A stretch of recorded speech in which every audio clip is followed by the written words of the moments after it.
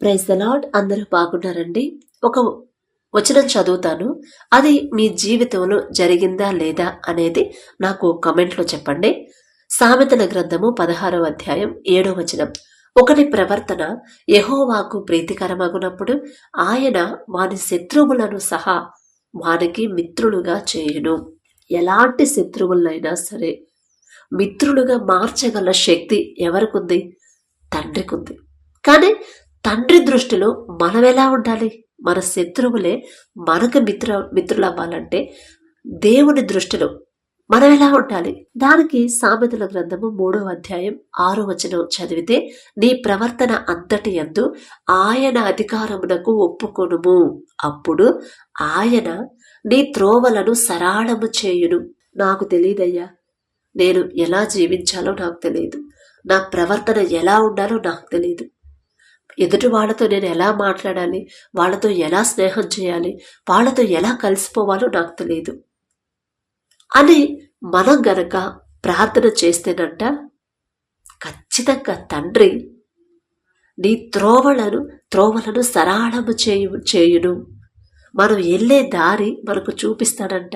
ఒకవేళ మధ్యలో ఎత్తు పల్లాలు వచ్చినా కూడా వాటన్నిటిని చదును చేసి తండ్రి సరైన దారిలో తండ్రి నడిపిస్తాడు. అయితే పై వచనం చూస్తే 16వ అధ్యాయం 7వ వచనం చూస్తే, ఒకరి ప్రవర్తన యెహోవాకు ప్రీతికరమగునప్పుడు అని మనం చదువుకున్నాం కదా. ఇది మీ జీవితంలో ఎప్పుడైనా ఈ సంఘటన జరిగితే నాకు కమెంట్లో పెట్టండి. ఇదే వాక్యం నా జీవితంలో, ఇదే సంఘటన ఇలాంటిదే నా జీవితంలో జరిగింది. అది ఎలాగంటే, మేము ఫస్ట్ క్లాస్ నుంచి ఇంటర్ వరకు హాస్టల్లో చదివాను, క్రిస్టియన్ ఆర్గనైజేషన్. అయితే మాకు సమ్మర్ హాలిడేస్ ఇస్తారు కదా 10th అయిపోయిన తర్వాత. అప్పుడు ఇంటర్లో జాయిన్ అయ్యేటప్పుడు స్కూల్స్ ఓపెన్ కాకముందే ఇంటర్ వాళ్ళకి కాలేజ్ స్టార్ట్ అయింది. కాలేజ్ స్టార్ట్ అయినప్పుడు అంటే అప్పుడప్పుడే కాలేజీలోకి వస్తాం కాబట్టి అన్నీ కాస్త అలవాటు అవుతాయి అని ముందుగానే కాలేజీలో ఓపెన్ చేస్తారు. అయితే అప్పుడు మేము హాస్టల్ కదా, హాస్టల్లో వార్డెన్స్ ఉంటారు కదా. మాకు వార్డెన్గా ఒక మేడం వచ్చింది. ఆ మేడం అసలు ఫస్ట్ లెక్చరర్గా వచ్చింది. అయితే ఇంకా కాలేజ్ ఓపెన్ కాలేదు కదమ్మా, అందుకని పిల్లలకి ఇటుగుడి వార్డెన్ కావాలి కాబట్టి మీకు అభ్యంతరం లేకపోతే కాస్త వాళ్ళని చూసుకుంటా ఉండండి, హాలిడేస్ అంతా అయిపోయిన తర్వాత అప్పుడు కాలేజ్ ఓపెన్ చేసినప్పుడు మిమ్మల్ని లెక్చరర్గా తీసుకుంటామని చెప్పారంట. సరే మేడం మాకు వార్డెన్గా వచ్చారు. చాలా స్ట్రిక్ట్గా ఉంటారు, చాలా మంచి మేడం. అసలు దేవుడికి ఎంత లోబడి ఉంటారు. మాకు ఎలాంటి వాళ్ళని తీసుకుంటారంటే, టీచర్స్ అయినా లెక్చరర్స్ అయినా వార్డెన్స్ అయినా దేవుని భయం కలిగిన వాళ్ళు, రక్షణ పొందిన వాళ్ళు, దేవుని సువార్త కొంచెమైనా చెప్పగలిగిన వాళ్ళని, అలాంటి వాళ్ళని సెలెక్ట్ చేస్తారు మా ఆర్గనైజేషన్లో. అంత జాగ్రత్తగా దేవుని కృపను బట్టి మాకు అలాంటి వాళ్ళు రాబట్టే ఇప్పుడు కూడా దేవుడిలో ఉండగలుగుతున్నాం మేము. అంటే చిన్నప్పటి నుంచి తండ్రి చెప్పినట్టు బాలుడు నడవలసిన త్రోవను మనకు నేర్పమన్నాడుగా, అదే నేర్పించారు మాకు హాస్టల్లో ఒకప్పుడు. ఇప్పుడు తల్లిదండ్రులు పిల్లలకు అదే నేర్పించాలి. సరే, ఆ వార్డెన్గా తీసుకున్నారు మేడంని. అసలు ఎంత సహనం అంటే, పాపం మనుషులతో మాతో మాట్లాడుతూ కూడా మేడంకి మాట్లాడలేరు, ఎందుకంటే అందరూ ఒకలాగా ఉంటారు కదా. అయితే మాకు సాయంత్రం ఎవ్రీడే ఈవినింగ్ ప్రేయర్ పెడతారు. కంపల్సరీ 6:30 కల్లా ప్రేయర్కి రావాలి, ప్రేయర్లో కూర్చోవాలి. 1 గంట ప్రేయర్ చేసుకొని తర్వాత డిన్నర్కి వెళ్ళిపోతాం. అయితే ఆ రోజు ఏమైందంటే అందరూ వచ్చి కూర్చున్నారు, నేను రాలా, లేట్ అయిపోయింది. మేడం ఏమో ఇంకెవరున్నారు ఏం చేస్తున్నారమ్మా ఇప్పుడు దాకా, టైం అంటే టైం, బెల్ కొట్టారు కదా, రావాలి కదా అని అంటున్నారు. నేను లేటుగా వచ్చింది కాక మళ్ళీ ఎదిరించి మాట్లాడతాం. అవును రాలేదు, అయితే ఏంటి అని అలా మాట్లాడుతున్నా. అంటే అప్పుడు చిన్నతనం కదా, తెలీదు. అందరేమో నవ్వుతున్నారు, అందరేమో ఎంకరేజ్ చేస్తున్నట్టు వాళ్ళు చూస్తున్నారు. అంటే వాళ్ళని చూసి నాకు ఇంకా అబ్బా నేను చేసేది కరెక్టే కదా అనే ఫీలింగ్లో ఉండి ఇంకా మాట్లాడుతున్నా. పాపం మేడం మాట్లాడలేక, సరేనమ్మా వెళ్ళి కూర్చో, ఇక నువ్వేం మాట్లాడుకు, వెళ్ళి కూర్చో, రీజన్ వద్దు ఏమొద్దు, నువ్వు వెళ్ళి కూర్చోపో ఫస్ట్ అని ఇక అట్లా ఆమె తగ్గించుకున్నారు. నాకు అప్పుడు అర్థం కాలేదు ఆమె ఎందుకు తగ్గుతుందో. ఆమె వార్డెను, అరవాల్సిన అధికారం, అరిచే అధికారం ఆమెకుంది, గద్దించే అధికారం, హక్కు ఉంది. అయినా కూడా మేడమే తగ్గించుకుని పోయి కూర్చోపో అన్నారు. సరే అయిపోయింది. నాకు తెలిసే మేడం నా కోసమే ప్రత్యేకంగా ప్రార్థన చేసి ఉంటారు. ఎందుకంటే ఇలాంటి మనసు తీసేయమని ఎంత ప్రార్థన చేశారో, ఎన్ని గంటలకు లేచారో. తర్వాత కాలేజ్ స్టార్ట్ అయింది. మేడం మాకు లెక్చరర్గా వచ్చారు, తెలుగు లెక్చరర్గా. అందరం ఇక కాలేజ్కి వెళ్తా ఉన్నాము. ఏమైందో తెలీదు. సగం కొన్ని రోజుల తర్వాత మేడం అంటే అసలు ఎంత ప్రేమ కలిగిందో నాకు. ప్రేమ కలిగించాడు తండ్రి. కాలేజ్ అయిపోయినా సరే లెక్చరర్స్ కొంచెం సేపు ఉంటారు కదా, అంటే సైన్స్ అని వాటి కోసమని. మేడం వచ్చిందాక నేను వెయిట్ చేసేదాన్ని కింద. అందరూ నాతో ఫ్రెండ్స్, అందరూ నా ఫ్రెండ్స్, అందరూ నా క్లాస్మేట్స్ అందరూ భోజనానికి వెళ్ళిపోయినా కూడా నేను వెయిట్ చేసేదాన్ని ఎంతసేపు అయినా. లంచ్ టైంకి అయితే లంచ్ టైం ఏది ఇంకా రావట్లేదు మేడం, ఏది నన్ను ఎవరైతే మేడం నేను ఎదిరించి మాట్లాడానో ఆ మేడం కోసం నేనే ఎదురు చూసా. ఇంకా రావట్లేదు అని. అంటే ఎలా ఉండాల్సిన దాన్ని ఎలా మార్చేశాడు. అంతకన్నా ముందు అసలు ఆ మేడం ప్రవర్తన దేవుని దృష్టిలో ఎంత గొప్పగా ఉందో చూడండి. అందరిలో ఎగతాళి చేసి మాట్లాడాను ఆమెని. అలాంటి ఆమె కోసం నేనే ఎదురు చూసే అలా మార్చేశాడు తండ్రి పరిస్థితి. అదే వాక్యం. నాకు ఆ వాక్యం చదివినప్పుడల్లా నాకు అదే గుర్తొచ్చింది. అసలు నేను అంత ఫూలిష్గా బిహేవ్ చేశాను.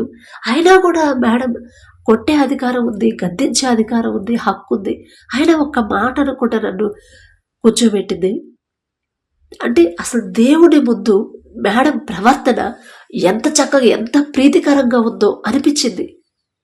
తర్వాత నా మీద దేవుడి కృపను బట్టి నా మనసు మార్చాడు. మేడం పాప ఎంత బాధపడిందో నాకు ఇప్పుడు గుర్తొచ్చినా కూడా మన బాధ అనిపించింది. ఒక మనిషిని అంతగా నేను బాధ పెట్టాను అనిపించింది. మేడం కోసం నేను వెయిట్ చేయడం. నేను వచ్చిన తర్వాత మళ్ళీ నన్ను మేడం రూమ్కి తీసుకెళ్ళి, స్టాఫ్ రూమ్స్ వేరుగా ఉంటాయి కదా, హాస్టల్లో కూడా సపరేట్గా ఉంటాయి, వాళ్ళ రూమ్లోకి తీసుకెళ్ళి అన్నం తీసుకొచ్చి అన్నం కలిపి నోట్లో పెట్టేవాడు నాకు. అసలు గడిచిపోయిన ఆ రోజులు కనుక గుర్తు చేసుకుంటే నా మొహం కళ్ళే కూడా చూడకూడదు. కానీ దేవుని భయం ఉన్న ఆమె కదా, ఎంత తగ్గించుకుందంటే, ఎంత ప్రార్థన చేసిందో నా కోసం అనిపించింది నాకు. ఇప్పుడు అవన్నీ తలుచుకుంటా ఉంటే తండ్రి అంటే ఒకటి ప్రవర్తన యెహోవాకు ప్రీతికరంగా ఉంటే నాలాంటి ఎంత కఠినమైన వాళ్ళను కూడా ఇష్టలుగా మార్చేస్తాడంట. అంటే శత్రువులను కూడా మిత్రులుగా చేస్తాడు. ఎవరిని ఎదిరించి మాట్లాడాను, ఆమె కోసమే నేను ఎదురు చూడడం.